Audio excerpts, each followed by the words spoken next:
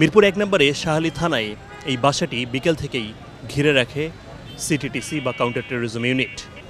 এরপর রেজওয়ান নামের একজনকে আটক করে তারা তার তথ্য অনুযায়ী এই বাসায় প্রবেশ করে কাউন্টার টেরোরিজম ইউনিট।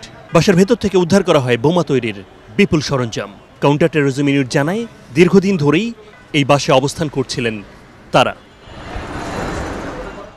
প্রায় ৫ ঘন্টার অভিযান শেষে বোমা তৈরির সরঞ্জাম সহ তাদের দুজনকে শাহ আলী থানায় নিয়ে যায় পুলিশ।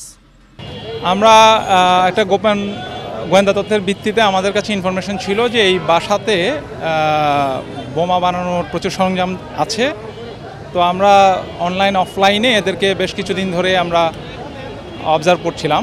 তো আজকেই আমরা আসলে একটা সুইটেবল সময়ে আমাদের ব্যাটে বলে হয় এবং আমরা রেজওয়ানকে গ্রেফতার করি এবং রেজওয়ানকে গ্রেফতার করে তার দেওয়া তথ্য মতে তার বাসায় আসি এবং বাসায় এসে আমরা আসলে আমাদের কাছে যে তথ্য ছিল সেই তথ্যের সত্যতা পাই। অনেক বোমা বানানোর সরঞ্জাম পাই আমরা।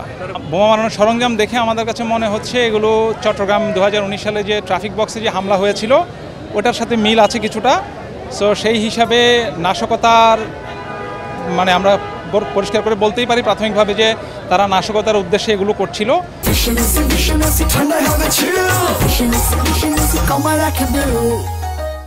তবে স্পেসিফিক কোনো সংগঠনের কথা এখনই বলা ডিফিকাল্ট। আমরা এদেরকে আরও আগে থেকেই ফলো করছিলাম বেসিক্যালি, কারণ যারা এই ধরনের কার্যক্রমে যুক্ত এদের প্রায় সবাইকেই আমরা দীর্ঘদিন ধরেই ফলো করি এবং তারা ইভেন হাজতে জেল হাজতে থাকলেও বা ওখান থেকে বের হওয়ার পরেও আমরা আসলে আমাদের সার্ভেলেন্স জারি থাকে।